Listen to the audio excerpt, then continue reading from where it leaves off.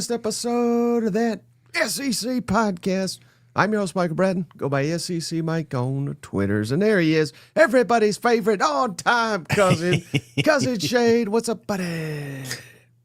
Hey, buddy, what's going on? Oh, I'll tell you, buddy, we are locked in one day closer to some SEC football. Yeah. Look at all these games we got. I'm telling you, buddy, the more I sit around and think about these, the more I think there's going to be some upsets this weekend. How about you? That's why they call it Devastation Saturday. Someone's going to be devastated after this one, you know? So I do feel like this is going to be an emotional weekend, right? And trust me, as a Tennessee fan, getting knocked out of the college football playoffs was not fun. It's not been easy. The 48 hours has wore off. I'm okay with it. I don't know what step of grief I'm in, but I'm in it. You know what I'm saying? And I'm looking at some of these teams that are sitting there barely hanging on to the college football playoff committee hopes. And I'm like, hey, one little loss, one little trip up, and you're out. You know, and it's stupid. We'll get to it, I'm sure. But the college football play, I'm watching Texas is out, Oklahoma's out. And I'm like, but Notre Dame's in. No, get the hell out of here. Gotta keep him fighting Irish in there. You know what? Yeah, it's a shame. It's a damn shame. But favoritism. We don't do that. You know, we didn't do that. We always had that kid in the class that screwed up. Like you ever been in school and everybody took a test. And everyone did bad, so they like kind of did it on a curve, graded on a curve, if you will. Yeah, that sounds like you were in some slow classes. Very slow. Yeah, absolutely. And I didn't have the worse, curved ones. there was like one smart kid that snuck in there, and he like skewed all the numbers. You know what I'm saying? Oh, SEC Mike up there in the corner with his helmet on. Yeah, exactly. Do you ever have I still have nightmares. I don't know why, where I like wake up in the middle of the night. Yeah. And I'm like, shit, I got a test in the morning. And I'm like, some bitch, I haven't had a test in 30 years or whatever, you know? You know, it's funny. I've had a few school ones, like from high school. Usually it's like you show up without any clothes on or something. But I have not had like a school dream in a long time. So I think in the 40s it starts wearing off, Mike. Okay, good to know. You know what doesn't? Hey, cousin Brett said they're still celebrating on the plains. I hope them trees is rolled right now. You know what? Are they? I don't know if they did. I have not seen, but I don't think they are. I said they should be. And maybe I ought to drive down there and just roll them myself. Just start it. Only SEC Mike's doing it. Just like Georgia fan. Hell yeah! Welcome to the family. All right, buddy, you ready to jump into this mailbag? Yes, my favorite show right here, cuz. And don't forget, cousins get their questions asked, and if you got a donation, maybe we'll answer your question. Absolutely. Well, speaking of cousins, I saw her in the comments here. Shout out cousin Emily Powell. She's got a question, and I think this will apply to a lot of fan bases, Shane, that have new coaches. Can you clarify the new transfer portal rule? Mm-hmm. She thought you can only get in the portal after a new coaching hire if it's after January 2nd. And that's a little confusing, but no. So the transfer portal is still the same for literally everybody, which it does open, I believe, the first week in January, and it's open for like 15 days. Yeah. So that's the only portal. There's no more spring portal or anything like that. And there used to be, Shane, where we can just go off the teams that are open right now in the SEC. Arkansas, Florida, LSU, and Auburn. It used to be, now that the coach is fired, everybody can jump in the portal. Mm-hmm. They are not allowed to jump into the portal either until that window arrives here in January, the first week of January. I think it's like January 5th through, I could have the dates wrong, but it's either January 2nd, she said January 2nd, or January 5th, and I know it's 15 days. So you got to wait till that period. Yeah. But when there's a new hire, it's got to be, you got to give them 5 days before you can get into the portal. So they can, like, let's say Florida hired a coach today. Yes. In 6 days from today, they can enter the portal. I know that's a little confusing, but that's the exception. When there's a new coaching hire, you can't jump into the portal as soon as the coach is fired.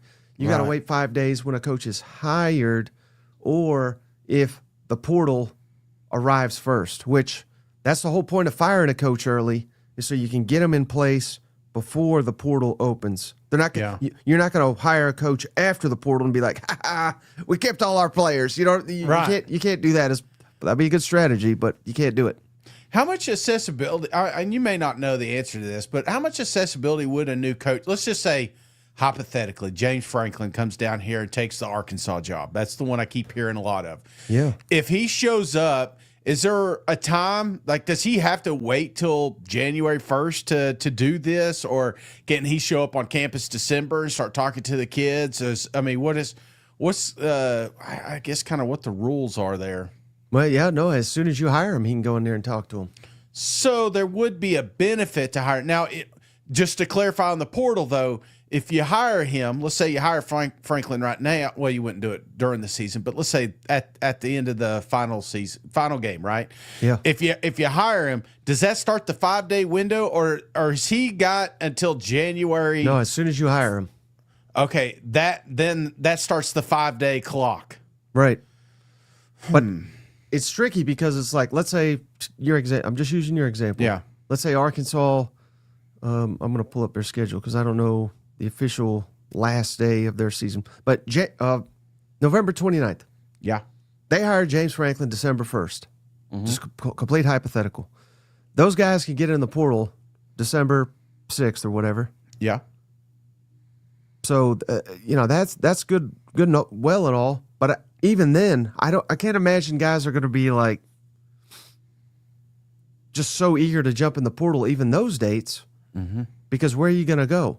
And not only that, but like the season's over, right? You can't just transfer it into Georgia and start and suit up for the Dogs. Yeah. And also, you probably want to wait to see who gets hired elsewhere. I mean, it's a game of musical chairs, if that makes sense. So basically, you really don't have to worry about it anymore with this new rule, I don't think. But what you do have, what could kill you, and some people have like given us, they're like, you really think these teams care? What's going to kill you, Shane? Yeah. This portal opens early January, right? They just announced the college football playoff schedule. Yeah. If you're Florida and you're waiting for Lane Kiffin, he may not be available till a week into the portal. You can't. It's a big ask to ask DJ Lag. Well, of course, he's not played that well, so people may not be too sad. But the entire Florida roster, Dallas Wilson. I don't care who the new coach is. They want Dallas Wilson. Yeah, his ass could be in the portal a week before you get Kiffin. Right. If you even get Kiffin.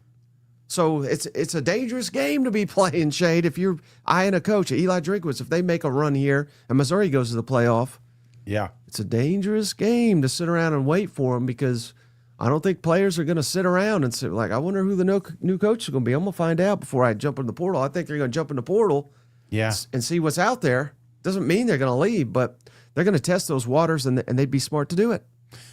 Yeah, but I do think that there is an added benefit to getting named early, right? Because you can't establish those. Because to sit here and think that Florida players all SEC teams right now are probably still getting poached as we speak, right? There's conversations, probably. I mean, they're not sanctioned conversations, but there are relationships being formed with kids and other campuses right now. And I mean, to act like it's not is we're just lying to ourselves. And I feel like not naming a coach, kind of holding off, I feel like that would do harm. So you're right. A guy like Lane Kiffin, a guy like Eli Drinkwitz, those guys, may have a longer run right now. I mean, just based off if they win out. But I don't know, man. Jeez, that. I think it's the benefit to have. We got to have some hiring early. I think December 1st should be hire day, and to hell with the portal and playing the long game here. Yeah. Well, I mean, it doesn't have to be that early, because there are also conference championship games, and you got to think that these American Conference USA, all those conferences, they'll have their championship game like December 10th. Mm-hmm. I mean, I'm just kind of I don't know the official date, but ballpark. I don't think it kills you to hire him December 14th. You know. Yeah. It's just weird. I Definitely the sooner the better, though. But you say that. But let me ask you this. Okay, just to clarify, because I am the slow kid in the class.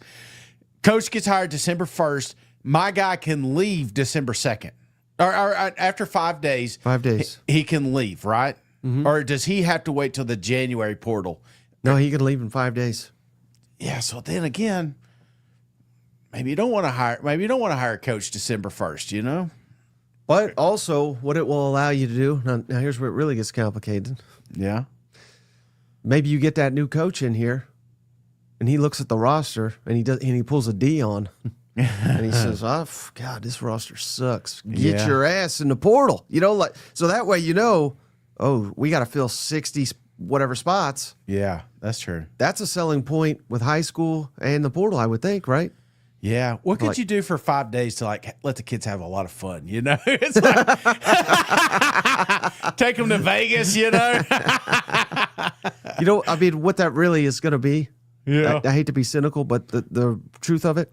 Yeah. It's going to be how much money can you get me? Yep. You know, so, but at least you got 5 days to figure that out. Yep. Absolutely. And sign on the dotted line. Just like Cousin Brett just signed on the dotted line. Appreciate you, buddy. Let's see who he gifted. Yeah. Thank you, Brett. He gifted Slap Nuts. Slap Nuts. Welcome to the family. The family. Keep your hands off my nuts. He'll fit in. He'll fit in well. Just like the legend. Cousin JR has done it again. The legend, Cousin JR has done it again. The Thank legend, you. Cousin JR has done it again. Thank you, JR. Thank you, cuz. Appreciate you, brother. He gifted Alex Waller. Alex, welcome to the family. And Steven up. Always showing up for them boys in Tuscaloosa. It's Steven up. Roll Tide. Oh, Steven up. Thank you. Thank you, Steve. Gifted Rafael Solorio. Rafael, welcome to the family. And then one more, Shane. Maya FKU. Yeah, Maya FKU. Let's see who they gifted. They gifted Caden. Welcome to the family. Hey, we had, you missed it earlier, Shane. I had Steven on. Yeah. Mizzou fan number 7, shout out. I haven't seen you in here, but he was there before. Yeah. He gifted 20 memberships. Jeez. And he says if Mizzou beats A&M, he's coming back to gift 50. Damn. Come on, cuz. Better than a Lambert's roll, you know? Absolutely. I'll take that at any time. All right, shout out Cousin Mike Andrews, Shane. He's got a great question here. Yes. What's the one player that each team that has fired its coach has to keep from transferring out? Jeez. So we got Auburn, LSU, Florida, and Arkansas. Yeah. Are there any players that come to mind that you think they really got to keep? Cam and Auburn. For me. I know. He's a little up and down, but that may be a quarterback problem, you know? Right. At times. Well, here's why I went different. Yeah. Because I think he's only got 1 year anyway. Mm-hmm. And, receivers, awesome. He might be the best receiver in the damn country for all we know. Yeah. But we can't get him the football. So give me Deuce Knight, who's got multiple years, quarterback. I'd rather have a quarterback than a receiver, especially one with multiple years of eligibility. Hell, I don't even know if Deuce Knight can play. But everybody down there says he can. And I would imagine they say he's not developed. I'd say, well, have you seen his coach? Literally every quarterback doesn't get developed down there. So give me a new coach. I think we can fix the quarterback. Give me Deuce Knight. That's a good one. Dallas for Florida, maybe? Yeah, you nailed that. That's who I had, Dallas Wilson. I think, again, we've not seen a ton of him, but true freshman came in and, man, he shined. So if we can get him healthy, I hate to say it, Shane. I mean, I think he might be the most sought after prospect in the damn portal when it comes open. So hopefully Florida, you can keep him. How about LSU, Shane? Perkins, 7th year. No. How about, again, I kind of cheated a little bit. Not cheated, but again, I'm thinking strategy here. True freshman, Harlem Berry, running back. Oh, that's a good one. So I went true freshman for all these guys because it's, you hopefully get them for multiple years. You can kind of build around them. Yeah. That's who I'd go with, old LSU. What about like I don't think you necessarily need a Weeks or anything, but a team leader like that may keep the team intact. You know what I'm saying? That may be something to look at. If you're looking for like a captain, a team captain that Right. may be able to stick around for another year. And then Arkansas, Yeah. I'm just keeping it real, right? Yeah. I said none of them. I think you want to remove the demons. You know what I mean? Yeah. And again, that's not to say they're bad players or anything like that, but there's just no one that comes. They got good players, but I was going up and down the roster. They're all seniors of the ones that I would want to keep. So I don't know. what about Braylon Russell, maybe the running back. What about Quincy Rhodes? I think he's an upperclassman, isn't he? If you got to keep one, though, I'm just. No, you may be right. Bobby Petrino. Keep his ass, huh? Yeah, no, I feel like a clean house wouldn't be a bad idea there in Arkansas. I don't think Arkansas fans would be mad at that. Let's just strip it down. Let's rebuild this house from the bottom up. Yeah, Thorhog says he's a junior. All right, so bring him back. Bring his ass back. Come on. That's a good one. All right, how about cousin Brandon Riley, Shane? Hell yeah, Brandon. What you got for us? I put this one in the show title here. Mike and Shane, who's y'all top 5 SEC teams right now? No particular order. I'd say Texas A&M. I would say Alabama, Georgia, Mizzou, and Ole Miss. Oh, you nailed it, Shane. And I figured Texas and Oklahoma people be upset, but they're just on the outside looking in. You know what? Just like the playoff committee. Maybe they're on to something. But are we completely disrespecting, and perhaps we are, Vanderbilt? They beat Missouri. Of course we are. Yeah, muscle memory. I would. The problem is, I'm not going to lie, if this list was longer, it'd be probably Texas, then Oklahoma, then Vanderbilt. No, I'd say Vanderbilt, then Oklahoma. Okay. Oklahoma, then Vanderbilt. Yeah, that's the order right now. Okay. Yeah, shout out but JD. all of them deserve to be in the top 25, the top 12 for the college football playoff, in my opinion. Yeah. Shout out JD. Thanks for having Mike Gittins on. Go check that out. Oh, yeah. Great. When this is over, by the way. But, interviewed Mike Gittins from the War Report. And we got a new interview dropping tomorrow. So, man, the content just never stops. You know what? It never does. No. Just keeps it going. Thanks, Mike. He's like the Energizer Bunny, you know? And then he shout out cousin Brandon Riley. He got a 2-parter. Yeah. Best running back in the SEC. Who is it? The best running back in the SEC? Hardy. Yes,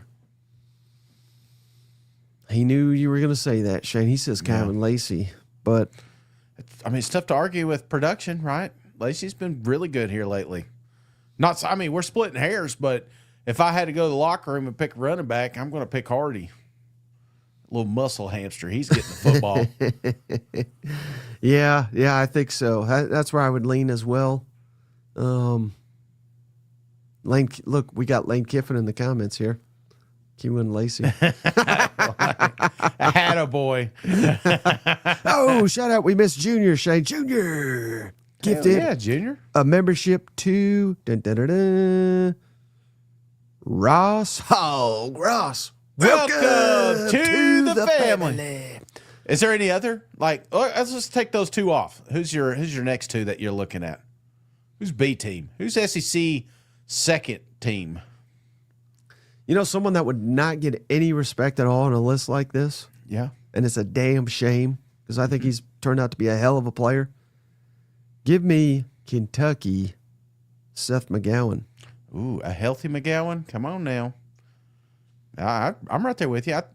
I thought he emerged tremendously after that Georgia game. Him and I tell you about Cutter too. I'm in love with Cutter. So I feel like those two guys, if the portal opens up, those are the two I'm looking at. If they're willing to jump ship, you know what I'm saying? So, right. Yeah, that's a good one.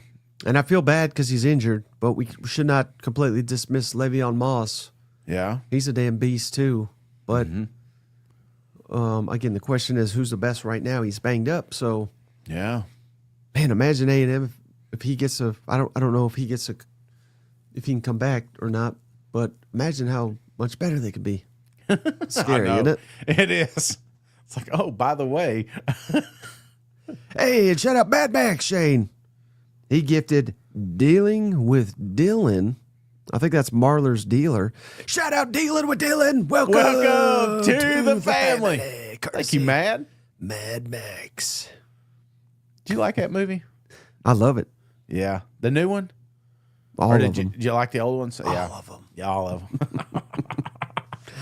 Hey, speaking of all of them, I also love Cousin Kyle Lovingood, Shane. Official cousin. He's been with us for years. Yeah. Also put his question in the title here. Which program that just fired its coach has fallen the hardest and faces the toughest program rebuild? And why is it LSU, he says. The toughest rebuild? Yeah. I think it's still Arkansas, right? I just feel like there's limitations. I feel like there's restrictions with an Arkansas job. I feel like Florida is going to let you do whatever. They're at that point, a little bit desperate. LSU, because of the epic meltdown that happened down there and everybody involved, I feel like that one is going to be free reins. Do whatever you want, whatever you got to do. Here's all the resources needed. So those jobs I feel like are going to be a little bit easier. Auburn, I'd probably put in a tier by itself, and then I would say Arkansas would be the toughest one. Yeah. Let's flip it because I think that's a little easy. Yeah. Which one's the most ready-made for a coach to step in and have success? Now, that's difficult to answer because we don't know what the roster will look like. We don't know who they'll lose to the portal. Yeah. But let's assume they keep the majority of the roster because I would imagine Florida, LSU, Auburn, whoever they're getting, they're going to get a coach, and he's not going to just be like, okay, he's going to want to know, what do I got to spend? How much commitment do we, let's assume they get all the answers they want and they get the money to keep the roster together. And it doesn't have to be 100%, but like 90% of the players they want to keep. Which situation do you think is the best to turn around immediately? If you could keep this current roster, I like Auburn. I like Auburn a lot. Florida's close, but I like Auburn a lot. Yeah, I'm glad you said that because that's exactly what I was going to say. I think it's set up very well for success. And I'm recruiting every fat bastard this side of the Mississippi to help me on that offensive line, Mike. Hey, shout out Chance Cuzzos. Love you guys. Mike, found you on Feinbaum and trolled my tide, so you had to grow on me. But you grew on me in the SEC. Has there ever been this many fired coaches in one season? I think there has been. Yeah. Because we're, of course, now we're at 16, so 4 is a fourth. When we were at 14, I think there was a year there was like 6 fired. Yeah, but we could get there. Yeah, I think it was after like Joe and all them guys, Moorhead, and kind of in that time frame. I remember doing the A-team SWAT deal for a video, and I was like, well, I can't use any of this content next year, So I feel like that was pretty close, but I'd have to Google that. But this is a lot, and don't think we're necessarily done. Maybe not fired, but again, don't think that your SEC coaches are secured right now. There's a lot of names that are active coaches in this league that are being asked to do potentially other jobs. So I don't think we're done at all. 2025 is going to be absolutely nuts with coaches, right? And fans and games. I mean, this whole season's been awesome. Yeah, because we could have firings, we could have guys leaving. Mm-hmm. NFL's calling. So the hell with this. Yeah, we got some NFL Come on, coaches Sark. out here. Yeah, by the end, half the damn coaches could be gone. You know. Yeah, I was thinking Stoops, but yeah, that works too. Sark. Well, he ain't going to the NFL. Hey, shout out Cousin Thorogue. He says, "Hey, I'm not asking this question to start a fight. Uh-oh. But who knows? I've seen quite a few LSU fans say they want James Franklin. Why would they want James Franklin when he basically got fired from Penn State for doing basically the same thing Brian Kelly got fired for, not winning the big games? Although James Franklin, he did make a playoff. I just want you and Cousin Shane's opinion. What's your thoughts on that, Shane? I agree. I mean, I do think that he could be successful in the ACC. I do think he can be successful even in the Big Ten. But the SEC, he's going to be one of those 9-10 win coaches, especially in LSU. But every now and then, I feel like he can make a playoff run. But I do not think that he would win the big one ultimately. So why would you want that Brian Kelly 2.0? What about for Arkansas though? Yes. I mean, if he can get you to 9 or 10 wins. Hell, sign me up. You know what I'm saying? Sign me up. Get me back on the right path. That's the key. It's like you're building that standard up. You're making this job, even Florida. I mean, I wouldn't hate it just based off, what we've seen the last 10 years. So if he forms the relationships, he'll get some wins, but I don't see him winning the big one down here, I don't think he's got enough offense for Florida. Mm-mm. Yeah. They'd run his ass off. But we have seen him at Vanderbilt win with less. Yeah. So I think he could do it at Arkansas. Not our favorite person. No, not at all. I will keep it honest, but I think it would be a good hire for Arkansas in terms of where they're at and where they'd like to be, if that makes sense. Because who knows? He might take them to the playoff a time or two. And if he does, I mean, he'd be one of the best coaches they've had there. I would think a Virginia Tech, a Clemson, if that opens up, that would be perfect for James Franklin. Or North Carolina. Florida State, just in one of those, any of those. I think they'd run his ass.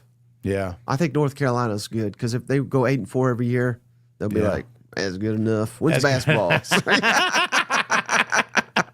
Hey, shout out Mad Max gave us a donation. Shade. Those Mad Max movies were all done by the same guy. Even Fury Road. Then he dropped dead. Oh, no. Damn, Shout rest out in peace. George Miller. Giga Maggies and beat the hell out of misery. That Fury Road was pretty damn good. It's wild. I mean, just the creativity that came up with that one. It's one of the, here's the thing, Mike. I get so easily distracted with my phone.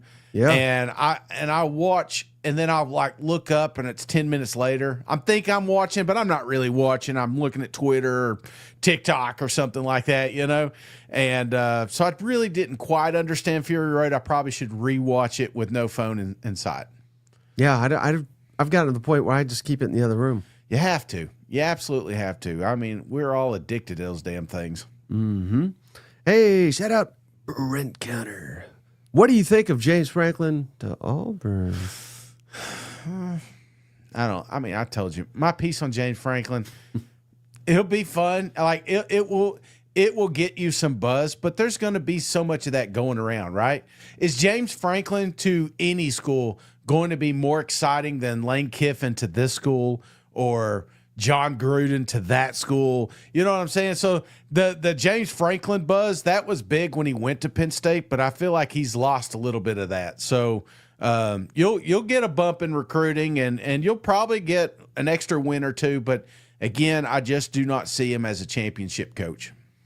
And I think, Shane, if he comes back, yeah, we're going to have to start some kind of petition for him asking him to unblock you. I mean, that's the least he could do. Everybody's like, why do you hate him so bad? I don't know. Why do I hate Cracker Barrel all of a sudden? You know? Uh-oh, Paul's bad shade. Please pull up Mizzou's schedule. Tell me why they're number 5. Oh, shit. All right, Paul. Fine bomb. You at least change your name, you know? Because the only 2 losses are top 10 teams at the time. One's at Rhodes, and you could argue that one really should have been won, right? Yeah. I don't think Vanderbilt kicked your ass. Even Alabama, there was moments in that game, if we had any sign of life on offense, which apparently we found over there in Nashville. This is a team that could go the opposite way, but I do think that they're a little battle tested here. Auburn at the time, I felt like it was a very good win. So, and how about this, Shane? Yeah. Would you believe the footballs? Ooh, favor Mizzou against Texas A&M. So take that for what it's worth. But they got a really underrated defense. They got the league's best running back. Yeah. They got a coach that wins a lot of one-score games. I mean, there's a lot to like about old Missouri. Who would you put? I mean, what do you got them in your power rankings? Number 5. Okay. I mean, I wasn't arguing. Yeah, it was Paul. It's Paul Feinbaum. I was getting mad at you. Paul, come on now. I didn't know you liked him that much. Rick, appreciate you, buddy. Thank you, cuz. Thoughts on LSU hiring Notre Dame's Denbrock as head coach? Beat the hell out of Mizzou. Yeah, so he was the offensive coordinator when Jaden Daniels was down there. I don't know anything about that guy as a head coach. Yeah. I'm not a fan. We've said it many times. I'm not hiring, especially a job like this. Yeah. I'm not hiring a career assistant. I'm looking at his resume right now. Does not appear he has any head coaching experience. But I'm not to bring to LSU doesn't have to do that, you know? Yeah. I feel like there's some schools like it could be a home run hire for Arkansas, right? Mm-hmm. But it could also be egg on your face, and then next thing you know, you're wasted 3 years with a coordinator, which ask Mississippi State. Now, they're doing better with Levy, but that's the prior regime. You know what I'm saying? Didn't even make it a full season with it getting fired. So, and he worked under Brian Kelly. Yeah. At Notre Dame, at LSU. I mean, he might have too much Brian Kelly stank on him. You know what? Yeah. No. not for me. A good coordinator. LSU could get. I'm telling you. What's this incentive-based stuff? Have you heard that? So is that is that the new? I mean, this is, I think, where we should be anyway with coaching. But what are your thoughts on incentive-based, pay structures for head coaches? Well, I can't remember who it was I was calling out, Shane. Yeah. But you remember I was calling out some of the cousins that said, if you want to believe in Santa Claus and the Easter Bunny, that's fantastic. But I just don't believe in that, right? Right. So if you want to live in this fantasy world where, all right, let's say the LSU job's open. Let's say they want Lane Kiffin. Yeah. I don't know that's who they want, but let's just assume. If they hand him a contract that is full, all these incentive based, mm-hmm. and then Florida slides under there and gives him a fully guaranteed contract, what do you think is going to happen? I mean, even a moron will tell you, well, he's going to take the fully guaranteed one. They're just going to do that time, and that's the world we live in. So until they all do it, and everyone just switches to incentive-based contracts, this is not going away. Yeah. Now, maybe we should do that, but all it's going to take, Shane, is one cheating-ass Alabama to say, here's you a fully guaranteed contract, and that's how we got to where we're at. You know what? Yeah, I know. It's like get them all committed. Well, I didn't think we'd go to 9 games because all them coaches and ADs were out on it, but apparently we got them together, How about cousin Derek? Shane, what if Mike made your contract incentive based and based it on you being on time and not talking about him? I was trying not to say it, Derek. Jeez. If Tennessee gets fired, you asked me if Heupel gets fired. If they bring back Hendon Hooker, though, we may be working with something here. Johnny Blue says, but lots of complaints about Stoops' incentive contract. That's true. I mean, there was. I enjoyed that one at the time. It was pretty good. His is screwed up now because now it's a fully guaranteed buyout.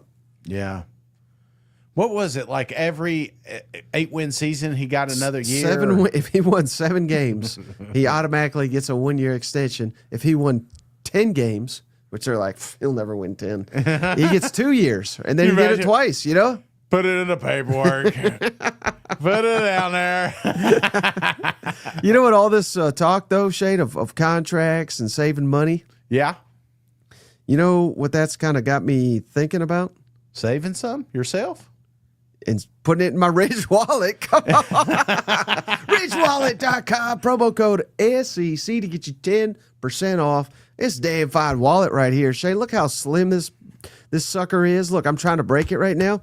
Can't do it. Can't even do it. This is a lifetime guaranteed. It's made out of some kind of titanium. That's for the military, Shane. This is true stuff over here. So go check them out. Ridge.com, promo code SEC, get you 10% off. So slim, just like Shane and I are going to be this offseason. As soon as we get on our Huel meal replacement shakes. Shane, go check them out. Huel.com/thatsec.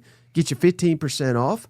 And it's a complete meal. It's got 27 minerals and vitamins and minerals, 35 grams of protein, 6 grams of fiber. That's how many points Hugh Free scores a game. 27, again, vitamins and minerals. No sugar added. Less than $5 a meal, Shane. You can't beat it. No, you can't. You'll love it. And there's links in the show notes to all this loveliness. Abso-freaking-lutely. All right, Shane. On with the mailbag. We got a good one. All right. From SEC. Sean, shout out. He's an official cousin. I see him down there. Who do you think would make the best case to make the playoff if Texas and Oklahoma, if they both went 9-3? So that would mean they each lost 1 game, 1-2 out the stretch. Oklahoma's got at Bama, Mizzou at home, LSU at home. Texas got at Georgia, Arkansas at home, A&M at home. And, I mean, I don't know if you go strictly head-to-head, but I think you got to honor it. So I think it's almost got to be Texas, doesn't it? You know, I would have said Oklahoma without a doubt, right? But you did kind of convince me with the top 10 wins that Texas would have under the belt, including the head up. But I think I'm going to go Oklahoma. Ooh. Wait. Go back one more time. That would mean Texas beating Georgia or A&M, though. Yeah, but losing Arkansas. Can you do Oklahoma one more time?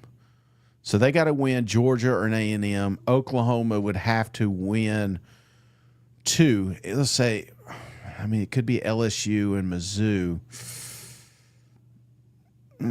I think I'm going to go Oklahoma still. Wow. I just strength the schedule. On the road, Tennessee, that was a big one.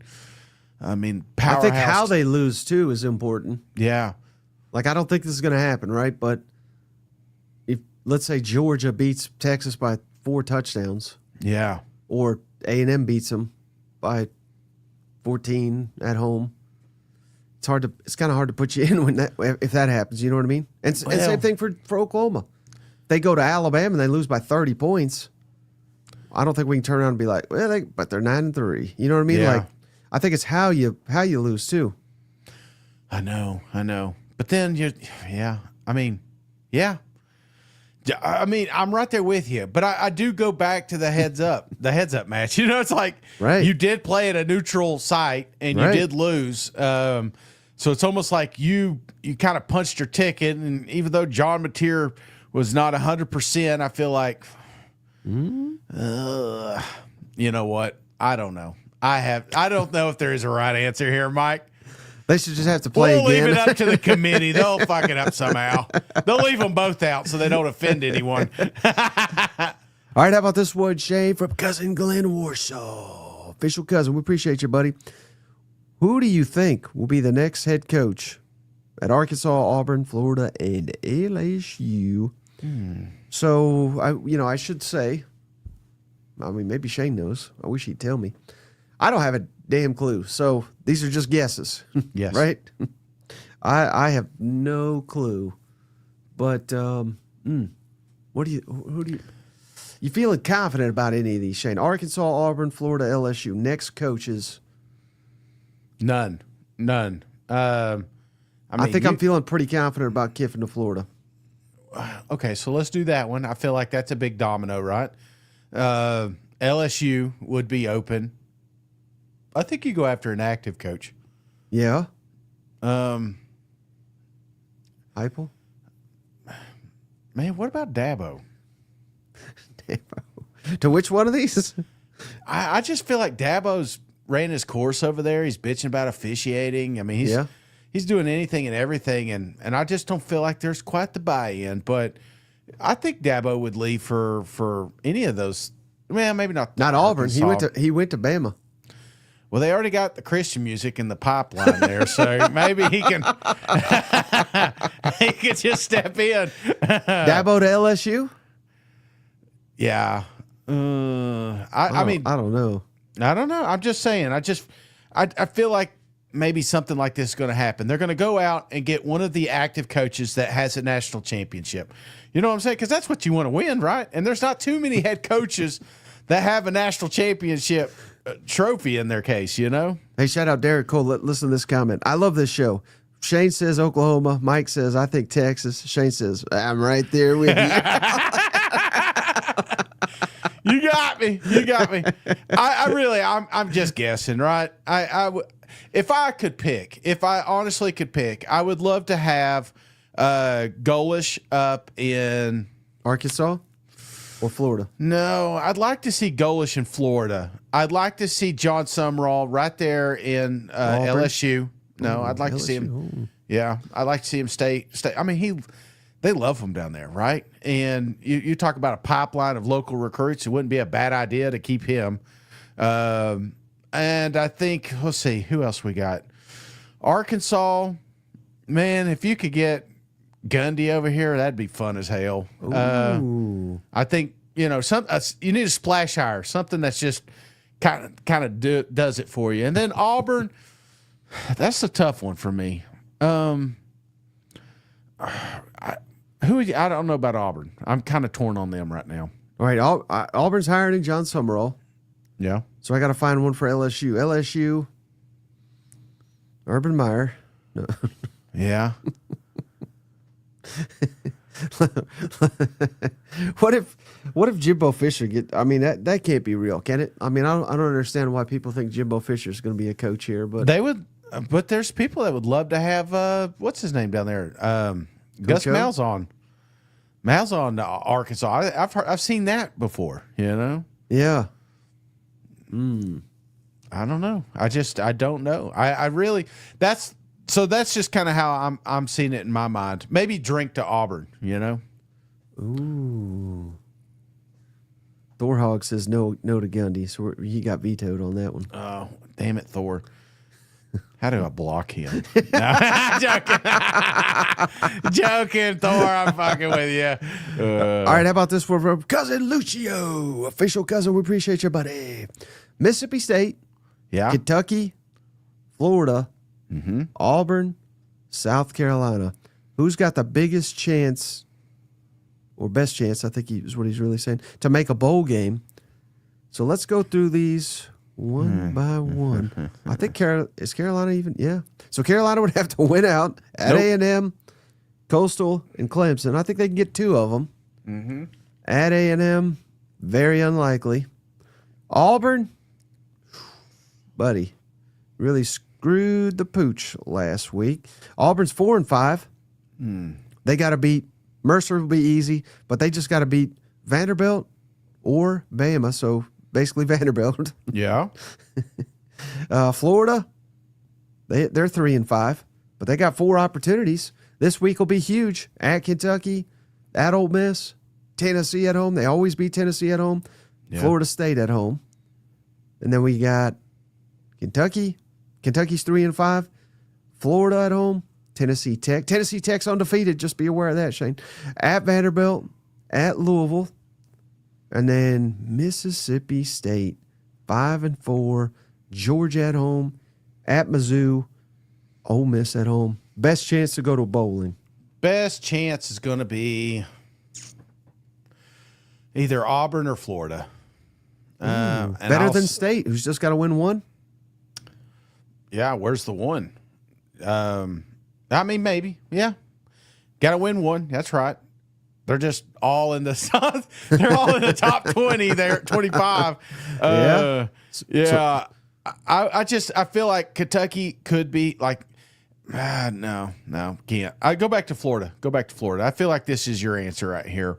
Let's say we get to Kentucky, Florida State, and then, I mean, Tennessee, I guess. I'm just saying, maybe that's the negative all in me, or just what I saw last weekend. I feel like, but then you're asking for 3 out of 4 wins. I don't know.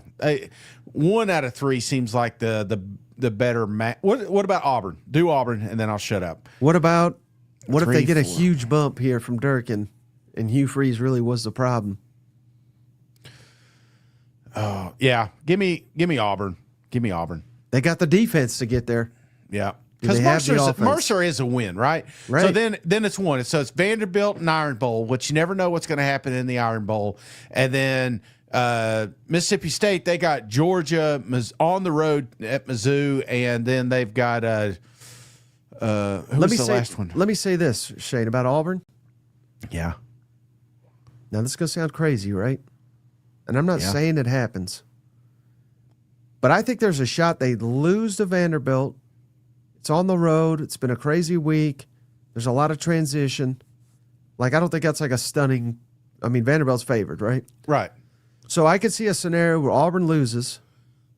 They get 2 weeks to kind of get their ground, feet set, whatever, get the offense kind of figured out, beat the hell out of Mercer, and turn around and win the Iron Bowl. Yeah. I think that could happen. I'm not saying it is, but I could see that, couldn't you? I could see it. Yeah. I could definitely see it. That's why, okay, I'm with you. I'm Auburn. Auburn and then Florida. Okay. And watch Mississippi State do it this week. All right, shout out Cousins fan. Speaking of Mississippi State, he's a big dog. Do we need professional umpires to be held accountable and have to go to the press conference and answer questions? This is a multi-billion-dollar industry, and we have middle school teachers and gardeners as refs. Give me a break. What do you think, Shane? Yep. I agree. Dabo went on this rant. He's not the first coach to do this. We need full-time officiating. We need better cameras. I mean, Jesus Christ. We built, like he said, multi-billion-dollar industry. We can't tell if the football crossed the plane. We can't tell if it's out of bounds.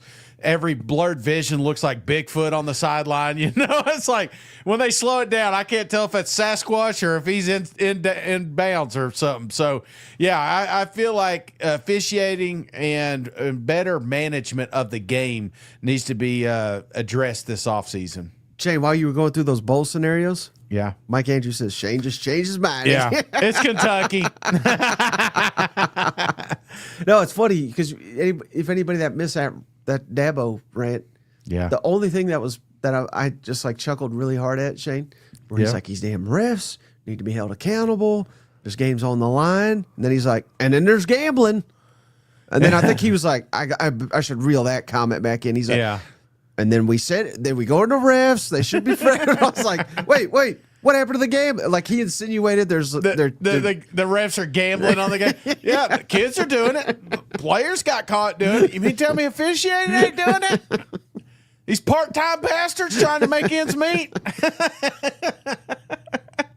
Shut up, Francisco Garcia. Shane Francisco, welcome to the family.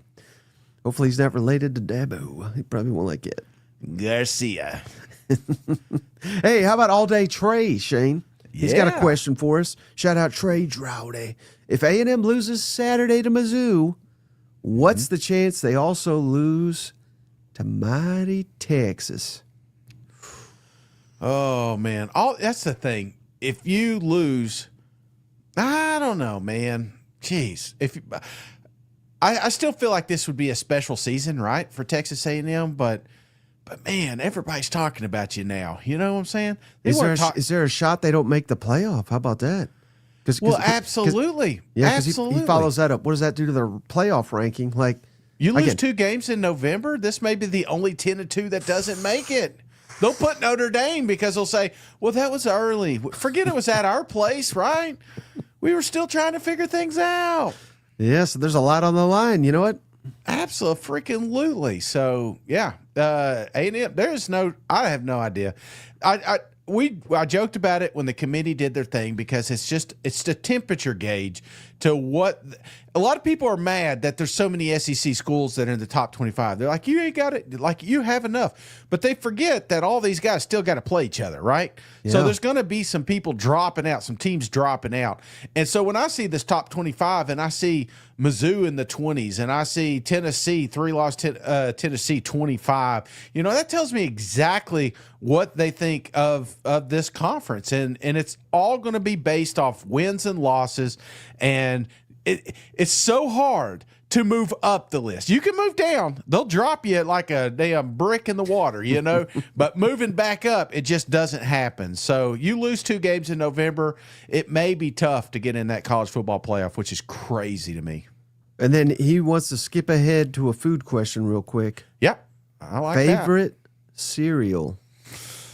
I'm getting older, man. Bran flakes. No, not that bad. Frosted mini wheats. Yeah, so I've kind of grown up a little bit. I was a Captain Crunch growing up, and then that was before berries. I didn't even have berries, but I did enjoy the berries. Went through a little bit of a Lucky Charm phase. I do like those ones that have like all kinds of granola clusters in it. You know what I'm saying? It's kind of crunchy and sweet. Right. Those are really good, but they're really expensive. So the Frosted Mini Wheats is kind of my OG right now. Okay. It's very, very detailed. I appreciate it. You're welcome.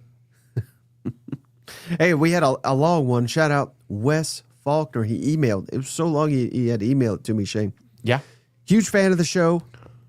Appreciate the content you guys put out every day. The podcast sure makes Nashville traffic a little bit more tolerable. I appreciate you, buddy.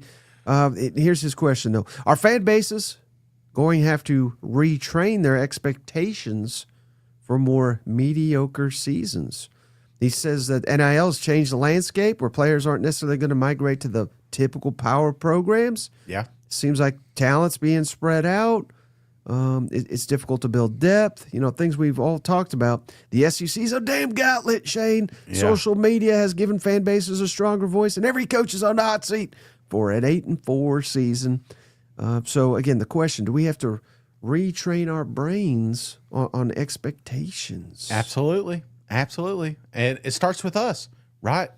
I feel like if we were to fast forward 5 years into the future and the season played out exactly like it did this season, I don't feel like there would be as many opening spots as there is.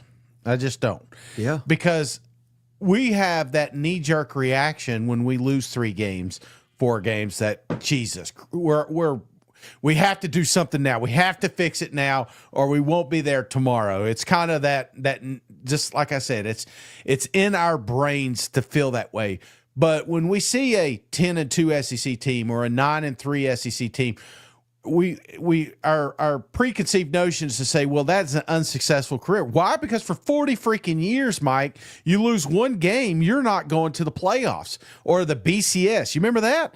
Those days, it was like every game mattered, and they were always afraid that this was going to happen. But we still got our brains thinking that every game is the most important, which it is, right? Because we're getting to the end of the season, and you've got no more mulligans left. But I just feel like 9-3 is where we're going to be, and an 8-4 could be a successful season.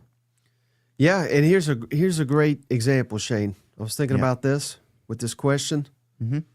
South Carolina. Oh, yeah. They were preseason top 15. And I'm not saying, they're the 15th best team in the country, because clearly they're not. Right. But you lose one here, you lose one there. the season slips on you, and next thing you know, you're 3-6, and you're like, "What the hell? We were preseason top 15." Tennessee, Florida. Yeah, I've totally roped you back into. Hey, Florida's a hell of a team. Now, should they have lost to South Florida? Hell no, right? But LSU was a nail biter. Georgia was a nail biter. Mm-hmm. I would argue even A&M, they had opportunities. I think A&M clearly won that game. But point being, I mean, it's a play here, it's a play there. Yeah. Auburn, if they just had a competent offense, they'd be money. Go to Mississippi State. Yep, that's a perfect example. Yeah, I mean, they realistically could have one loss right now, and all this talking about Drink and Lane Kiffin. You know who else they'd be talking about? Jeff Lebby.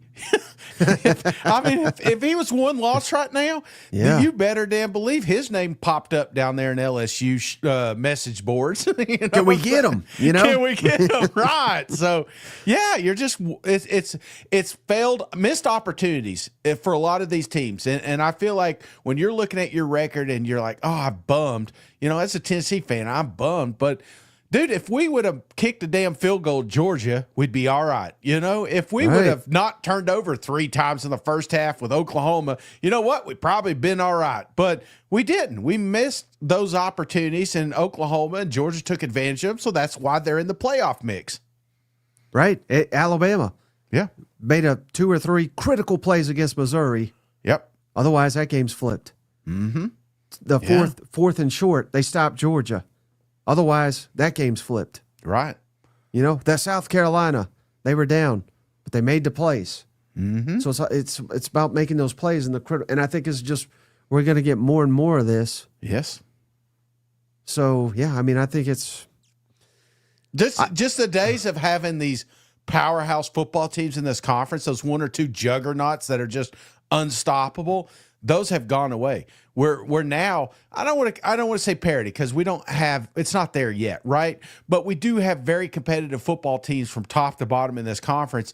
And when they say any given Saturday, it means if the stars align and all the good bounces go your way, I can make an argument that every SEC team would win that weekend. So that's just kind of where we're at, and we got to get used to it.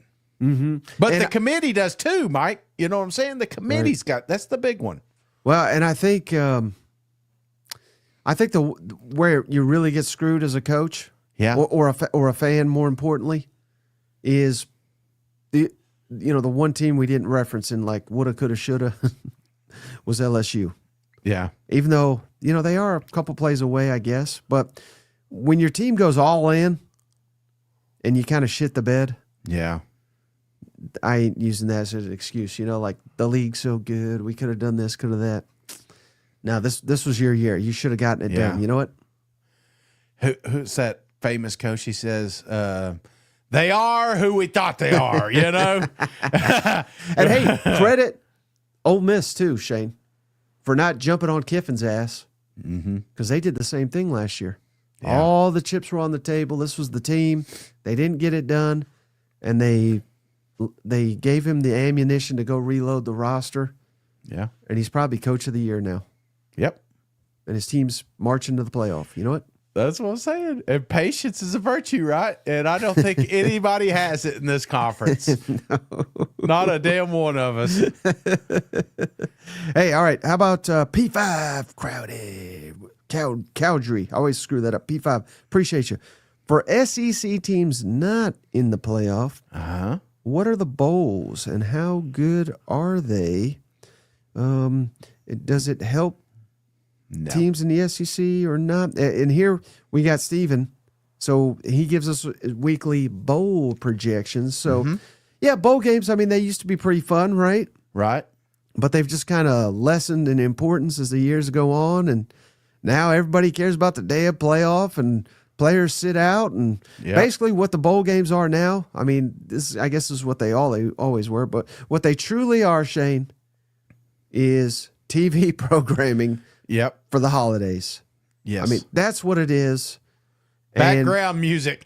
And they're fine and they're fun. Yeah. And we always say the same damn thing every year, Shane, where it's like, If we played them week 2, you know. Well, no. It's always you that's saying it, so I'm surprised you screwed that up. But you always say, I'll tell you what, you may not be excited, but if in March you're going to wish you had the Birmingham ball. You know? That is also true. That's also true. And I will say for me now, it's an opportunity to see what this roster may look like the following season. I do think it's important for the schools in particular, the teams in particular, because it does extend practice. It does give them a little extra reps, and it seems like those teams have like a little bit of a head start going into next season. So there is some benefits, but you know, once the opt-out started happening, it's not entertaining anymore. And I wish they would I always thought this, man, and I don't know how they could do it, but I always thought if they could put a little skin on the game, you know, like if a team wins, maybe a hefty donation comes to those players, something along those lines. And, you know, how could you do that? And, you know, maybe even donations, like the money that is given to you, you can give back to your high school for, you know, college grants or loans or something, you know? Well, I think what we should do is make it like SEC versus Big Ten, since that seems to be like a growing rivalry. Yeah. More bowl games of that. I know there's already a couple, but maybe there should be a lot more. You know what? Maybe we should do like 3 or 4 games, but do like dodgeball where we have a draft and we pick each other and then those teams play. All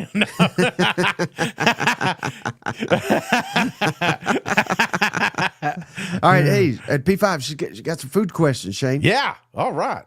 Favorite winter drink, and you can't say beer. Oh, I like eggnog. Winter Really? drink. Yeah. I like winter.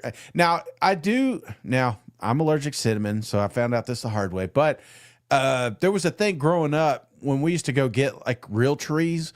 They would always make apple cider, you know. Right, yeah. So the child in me loves that apple cider because it takes me back to that time, right?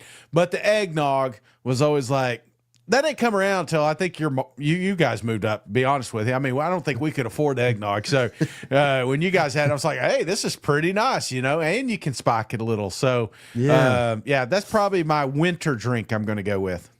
I've shared the story.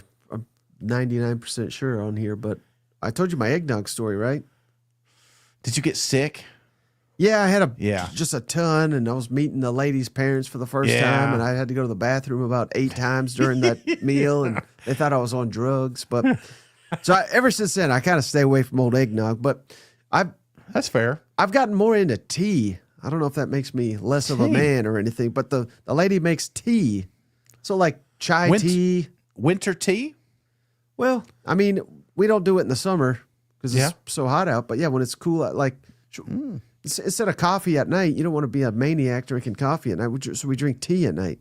Do you have a tea set? I mean, she does it all. She just brings me the mug. I don't know what's in it. Okay. You don't have to dress up for it or anything, right?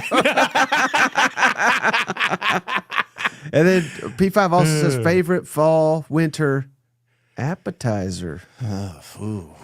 Favorite fall, winter appetizer. That's a good one. You know, because it does change. I think when football starts, I mentioned those jalapeno poppers were really good, but the colder it gets, the less I'm more into the chili, you know. You talked about like the little chili bags that they do with the Fritos in it, the sour cream, something like that. That's what I'm talking about. We just had some potato soup that was phenomenal. I like that as a nap, you know. I mean, some people eat it as a meal, but I'm saying if you get a smaller bowl, you know, you can use it as a nap. Spinach dip. I'm just replaying what I had today. How about jalapeno popper? That to me, that's not necessarily a winter thing, though. No, not a winter thing. I mean, deviled eggs are floating around in the wintertime, you know, because you got Thanksgiving and Christmas. I love deviled eggs. There was these little, Mama used to make them, the little macaroni and cheese little bites. You know what I'm saying? Yeah. You know, does that make sense? So it's mac and cheese, and they're putting like little not cupcakes, but smaller, and then they're like baked, and then those are good. Okay. That's a winter one. Yeah. Oh, yeah. Well, now that we're talking about it, and my mom does these, and I don't know what you call them, but they're like biscuit and cheese and sausage balls. Those sausage balls, you know what I'm talking about? I do, yeah. They're phenomenal. They're phenomenal. And then you got pigs in the blanket with those little weenies in the croissant deal. Those are good. And then I would say, last but not least, those little meatballs with the toothpicks in them. You know, those are good. You know what my mom makes? She has the recipe. Yeah. I might have her. She got it from Emil, where it said, I don't know exactly how to explain it, but it's like a roll thing, and it's got cinnamon, and it's got nuts. Yeah. And you bake rolls. it, and you cut it. Yeah. That's there you go. That's what I'm talking about. Those are, yeah, damn. You got the recipe for that, huh? You want me to bring you some? I was just telling my wife about that the other day. Those are awesome. But Mama would make so much. Like tamales, she'd just like make a whole bunch and put them in the freezer. So it'd be like June, and all of a sudden one of those comes out. I'm like, dang, those have been here the whole time, Mama. How about pigs in a blanket? You ever mess with that? Well, yeah. I mean, we do those little there's Hampshire. I don't know what you call them, those little tiny weenies. Yeah. And then you roll it in a croissant. I like mine with a little cheese in it, you know. And then when you bake it, it like gets crispy on the outside. The cheese kind of goes onto the parchment paper there. Dude, I've gotten sick eating those fucking things because, I mean, I've done some damage. Shout out Darren. He says, "Who wants to bet Shane raids the fridge after these shows?" In fact, I got some. We did we do Christmas November 1st, right? As soon as Halloween's over, we decorate the house. That's our thing. So we made this giant charcuterie. I learned that big word. Yeah. Big charcuterie board. So I've been eating cheese for like 3 days, man. I mean, and those little pigs in blankets. So I'm cheesed out now, though. I'm ready to get back to my salads and grilled chicken, you know. I've tried to show them because they're like, yeah, you idiot. That's called a Cinnabon. But no. This is much different than what we're talking about. No, I found it right here. Okay. It looks just like it looks just like this thing, doesn't it? Yeah. Yeah. It's not a sin. No, it's definitely different. There's no cream cheese icing. Right. And it's more that nut mixture is golly, Mike. I know so this good. is confusing because disregard all this, but look at over here. Yeah, that's it. And then you put butter on it. You know, you put a little like softened butter on top of it. It's a breaded pastry. It's not a cinnamon roll. Two different things. Okay. Yeah. All right, and then cousin Trey Tucker. He's got a food question for you, but go back to football real quick. Tesla's imagine change toilet after all that cheese. With Arkansas's next coach, is the name of the coach or the commitment to the NIL from the boosters more important? NIL.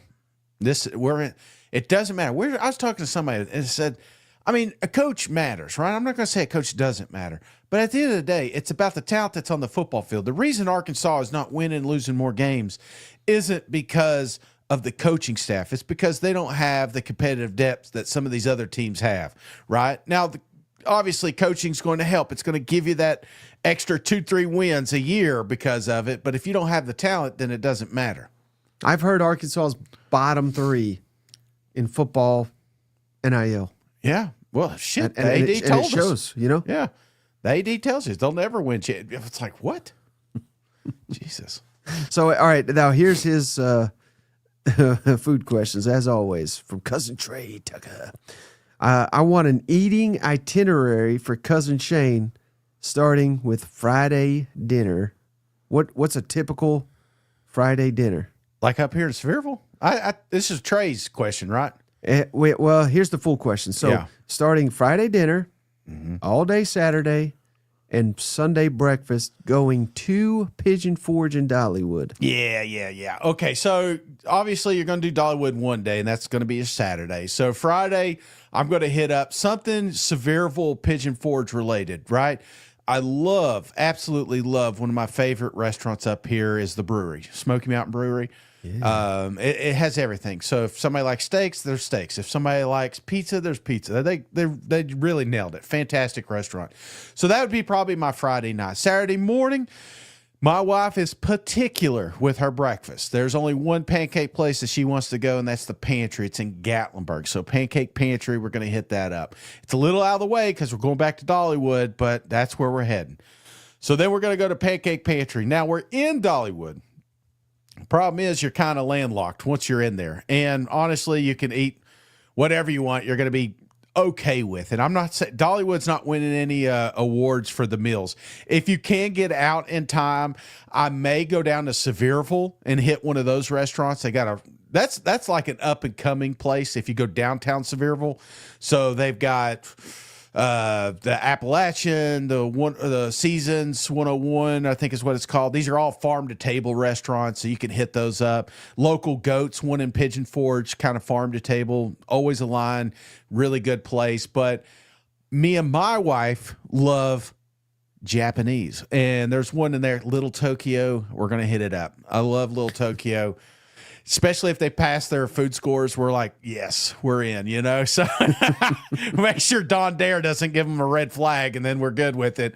Then the next morning, probably Pantry or maybe brunch over there by the Old Mill. There's so if you ever go to the Old Mill, it's a fantastic restaurant, fantastic establishment. But they also own the Pottery House right across the street from it. Wonderful brunch. If you want to go in there, get you a late breakfast, it's perfect. JD says he would trade Ty Simpson to Tennessee for some Dollywood cinnamon That's bread. all you need. And just remember, if you're in there, do not get it at the bakery. You want to go to the mill. So that's where it's made fresh. Cousin Garrett said, just got on. I thought I accidentally clicked on a food review.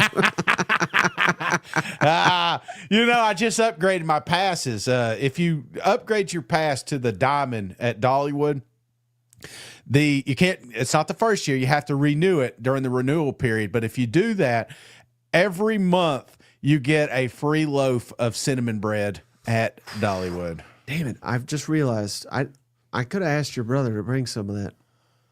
Yeah. Well, next time you come up, I mean, I've never had it. Anytime after January, because I just renewed. So I don't get the free cinnamon bread yet, but I will get it well, they're not open in January, but yeah, as soon as they open back up next year. Somebody said the line at the Pancake Pantry is longer than Disneyland. Is that true? Yeah, there's a trick. Do not go first thing in the morning. Like if you do go bright and early. So in Gatlinburg, there's 4 lanes. And if you can't park on the street unless it's before, I want to say 10 a.m. So if you go early enough, you can park on the street right in front of the restaurant. But if you go after lunch, it's open till 2. And, yes, it's lunchtime, but seriously, who can't eat pancakes or crepes, past that time? You can wear them out. So my wife, she gets the strawberry Parisian pancakes. I get the pecan pancakes and a lot of healthy sides, so you can't go wrong with it. Fantastic. Now, if you're in Gatlinburg, I do like the local borough too. Not a sponsor, but should be, but fantastic little hangout there.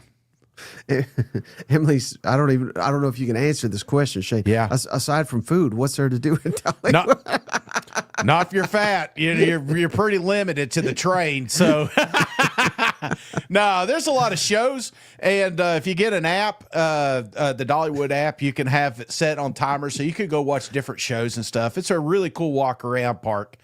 I've been to a lot of parks, so shout out Derek Cole, Mike.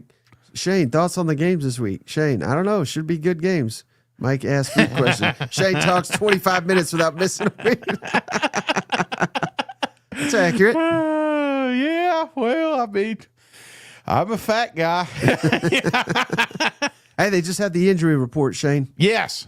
Okay, so LSU, Bama. Yeah. Questionable. Outstanding linebacker for LSU, Whit Weeks, questionable. Not great. The offensive tackle, Carius Kern for LSU, probable, so that is good.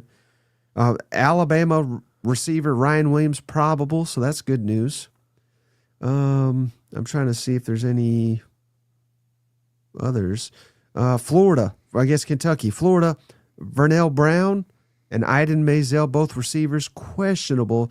And their list of guys out, Shane, is 16 for Florida. Ooh. So that might be something to monitor. Going up to Kentucky, all those guys out. Vanderbilt, Auburn looks pretty good. How about now? This was a big one I saw, Shane. Texas A&M, Missouri. Yeah. No one really unsurprising for A&M. Scooby Williams, Bryce Anderson, Le'Veon Moss, all out, all expected to be out. But Missouri, tight end, Brett Norfleet, questionable. So that's a big one, perhaps. Yeah. And then last but not least, Georgia, Mississippi State. Left tackle for Mississippi State, Albert Reese, doubtful. That's big. And questionable for Georgia, defensive back, DeMello Jones. So not a lot of injury news there, but just wanted to give the latest. I don't know if this is true, but interesting. Gators are taking volunteers from the student body. Shane Parks got a question. The best ride at Dollywood, is it the Cups? Yeah, back in the day. I don't know if they have that anymore, to be honest. They got that little circus side. No, I don't. Like I said, I will tell you this. They got a lot of killer roller coasters. My kids love them, right? But, if you have limitations, there's a reason I don't zip line. It's not because I'm afraid of heights, Mike. Yeah. So I feel like there is a lot for everybody to do up there. And somebody mentioned shows. I'll say this last thing on Dolly, because I love Dolly, and anytime I can promote her, I'm going to. The Dollywood, if you go to one of the shows like Stampede or the Pirate Show or whatever, it costs like $70, $60-$70. Little bit more, you could go to Dollywood and watch several shows. So just saying, you ain't got to ride rides. It ain't about that, especially with the Christmas lights up. Fantastic time to come up there. And then when you get done, go over to Tennessee Legend and let them know the cousin sent you. Hey, shout out. This is the $1 million question, Shane, from August. Oh. What's the availability report from YouTube TV? I don't think it's sounding too good. Do you? No. Did you see the ratings for game day? No. So game day, and I'll just kind of paraphrase the numbers, but the last 3 weeks it was like 6 million, 7 million, 6.8 million. It's like high 6 millions, and then this week it was 2.5. Ew. ESPN taking a little sting themselves. So, yeah, I'll be slinging it this weekend until they figure it out. I'm just doing it. I'm not giving in to Hulu, not giving in to ESPN. I'm going straight sling. Slanging it. Okay. Well, you want to sling anything else before we jump off here?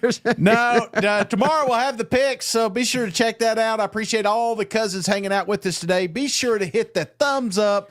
It cost $0, Mike, $0, and it means so much to us. So after you minimize this, if you can hit that thumbs up, that would be awesome.